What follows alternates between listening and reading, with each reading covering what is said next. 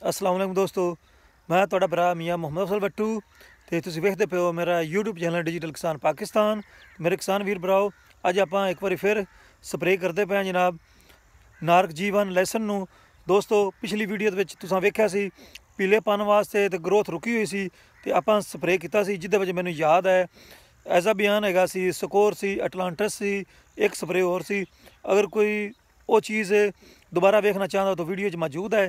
ਤੇ ਬਾਕੀ ਦੋਸਤੋ, ਇੱਕ ਹਫ਼ਤੇ ਤੋਂ ਬਾਅਦ ਫਿਰ ਆਪਾਂ ਅਗਲਾ ਸਪਰੇਅ ਕਰਨਾ ਸੀ, ਜਿਹੜਾ ਹੁਣ ਸਾਡੇ ਕੋਲ ਮੌਜੂਦ ਹੈ ਕ੍ਰੌਪ ਅਪ ਦੇ ਨਾਮ ਤੇ FMC ਕੰਪਨੀ ਦਾ ਹੈ ਤੇ ਇੱਕ ਪੈਕਟ ਕਿਲੋ ਦਾ ਹੈ। ਇਹ 1 ਕਿੱਲੇ ਤੇ ਕਰਨਾ ਹੈ ਦੋਸਤੋ।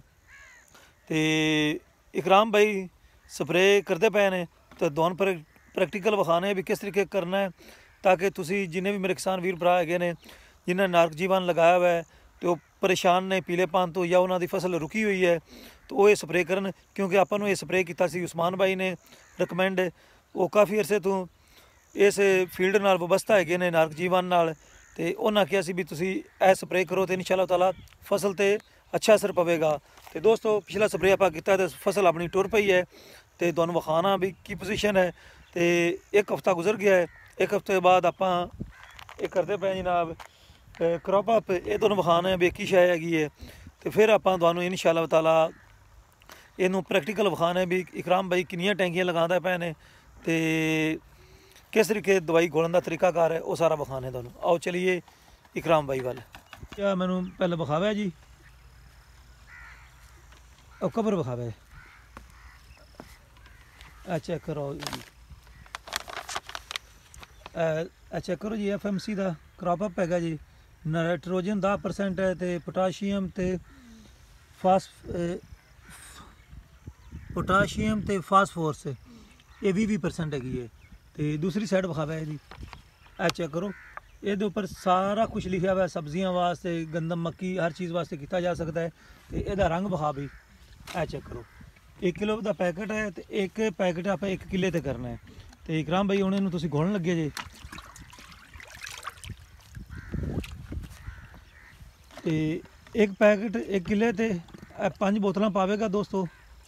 चेक करो मिहनत ते 5 बोतलां 5 टैंकियां होणगियां ते 5 टैंकियां नाल 1 किला तुहाडा पूरा हो जासी दा। ते मेरे किसान वीर भराओ, तुहाडे नाल मशवरा करन दा ये मकसद है, एक तो जिन्हां दोस्तां ने जीवन लगाया हुआ है या पिछले साल लगाया, जिन्हां नूं ज़्यादा तजर्बा है, अगर किसी की फसल रुकी खड़ी है तो जो मैं करदा पिया ये तुसीं भी कर सकते हो। जो किसान वीर ज़्यादा मतलब एक्सपर्ट है या एक्सपर्टी है उहदे कोल, अगर वो इस तू ज़्यादा उन्होंने पता है, नॉलेज है, नुस्खे हैगे ने, तो वह भी जनाब साढ़े नाल नुस्खे शेयर करे कमेंट बॉक्स में, ताकि असी उन्हों का तरीकाकार वरतीए तो ज़्यादा से ज़्यादा लहसन की पैदावार इजाफा किया जा सके तो किसानों को ज़्यादा से ज़्यादा फ़ायदा आ सके। तो दोस्तों, तसल्ली नाल घोल लेना है जिस तरीके इकराम भाई घोलते पे ने। फिर टैंकी नूं अद्धी टैंकी पानी की कर लेनी है तो 1 बोतल ही विच पा देनी जनाब मालूल की, फिर बाकी पानी पा के फिर इसनूं शुरू कर देना है। तो ये ज्यों ही सिलसिला शुरू कर देना, फिर नज़दीक जाके तुहानूं विखाना फसल की कंडीशन भी किस तरीके फसल खड़ी है। फसल तुहानूं नज़र आती तो पई होगी इंशा अल्लाह ताला, लेकिन करीब जाके तुहानूं पत्तियां की कंडीशन चेक करवाने हैं। तो मेरे किसान वीर भराओ, कोशिश करो 1 कनाल 2 कनाल नारक जीवन बीजो, किला बीजो, जिन्नी भी कोई मतलब भी कोशिश कर सकता है उन्नी करे तो यह फसल लाजमी बीजो, ताकि लहसन दे विच भी खुद कफील हो जाइए। तो जिहड़े ज़्यादा एक्सपर्ट लोग हैगे ने वो लाजमी जनाब कमेंट करके सानूं दस्सण, ताकि साडा मज़ीद कोई फ़ायदा हो जाए। तो जिन्हां दोस्तां नूं हाली तक पीलेपन तो उन्हां दी जान नहीं छुट्टी या दूसरा उन्हां दी फसल रुकी हुई है, तो भाई पिछली बारी जो आप स्प्रे किया है जिहदे विच मैं तुहानूं ईज़ा बयान का जिक्र किया, स्कोर का जिक्र किया है संजेंटा कंपनी दियां, तो तुसीं भी कोशिश करो वो स्प्रे एक बारी करो, हो सकता है तुहाडी भी फसल टुर पवे जिस तरीके साडी फसल टुर पई है। तो इंशा अल्लाह ताला मेरे किसान वीर भरावां नूं ज़्यादा से ज़्यादा फ़ायदा होगा। ਸਪਰੇ ਪਾ ਲਿਆ ਤੇ ਸਪਰੇ ਪਾਉਣ ਤੋਂ ਬਾਅਦ ਜਨਾਬ ਹੁਣ ਪਾਣੀ ਪਾਇਆ ਜਾਂਦਾ ਪਿਆ। ਟੈਂਕੀ ਮੁਕੰਮਲ ਹੋ ਜਾਸੀ ਦੀ ਪਾਣੀ ਦੀ, ਜਿਸੇ ਭਰ ਲਈ ਸੀ ਥੋੜੀ ਤੁਸਾਂ 4 ਉਂਗਲ ਥੱਲੇ ਰੱਖਣਾ ਪਾਣੀ। ਇਹ ਨਾ ਹੋਵੇ ਵੀ ਜੋ किसान ਵੀਰ ਸਪਰੇ करता पिया होवे उस दे उपर स्प्रे डिगे। तो इस वास्ते एहतियात लाजमी है। तो कोशिश करो भी मुकम्मल फुल नहीं करनी, ढक्कन तक 3 ਉਂਗਲ 4 ਉਂਗल थले होवे। तो आ फसल तुसीं वेख सकते हो जनाब, नारक जीवन। ते जिन्ने भी मेरे किसान वीर भरावां ने ये फसल बीजी हुई है, इस साइड ते भी खड़ी है, इधरों दोनों विखाई है जनाब। चेक करो माशाल्लाह क्या पोजीशन है जनाब। फसल दे जान आ गई है ਜਦੋਂ ਦੇ स्प्रे ਆਪਾਂ ਕਰਨ ਲੱਗੇ ਹਾਂ। पिछली दफ़ा ਕੀਤੇ ਨੇ हफ्ता पहला, तो हफ्ते बाद अज करते पे हैं। ठीक 8 दिन तो बाद अज वाले दिन इंशाअल्लाह तआला फिर ਇਹਦਾ ही स्प्रे करांगे। उस तो बाद फिर जनाब कोशिश करांगे मजीद इन्फॉर्मेशन लवांगे भाई उस्मान तो, ताकि फसल ਨੂੰ बेहतर तो बेहतर बनाया जा सके।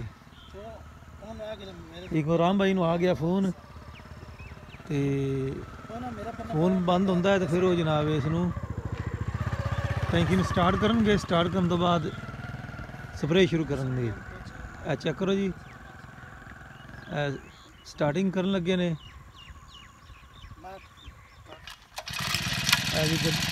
गड्डी होगी स्टार्ट।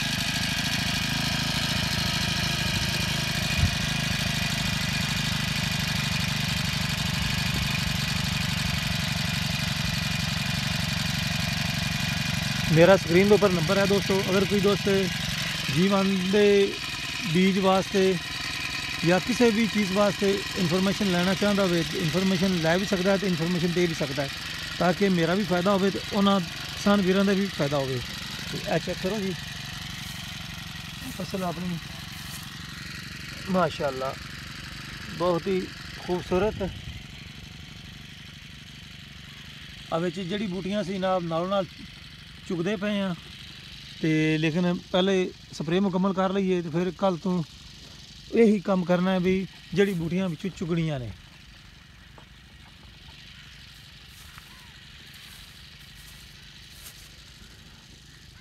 माशाल्लाह बहुत ही खूबसूरत।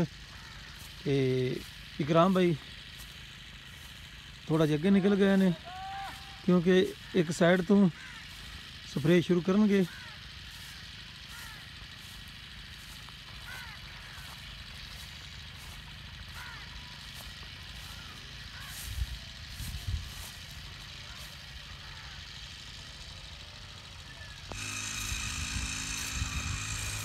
नारक जीवन दोस्तों, अच्छा करो जी माशाल्लाह स्प्रे बहुत ही सोहने तरीके ना करता आता है। जबरदस्त जनाब।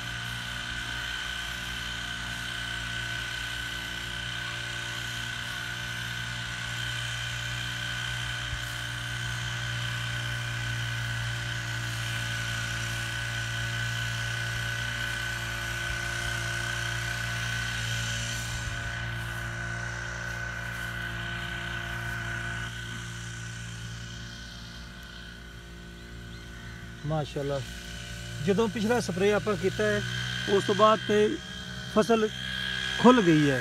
तो नाल ही आप जनाब 1 महीने बल्कि 35 दिन बाद इन्हें पानी लगाया है, जिदे एक आप बोरी पाई है नाइट्रोफास की अलहदा ड्रम फ्लड की है, तो नाल 3 किलो सल्फर अद्धी बोरी यूरिया वो अलहदा ड्रम से वो फ्लड किया।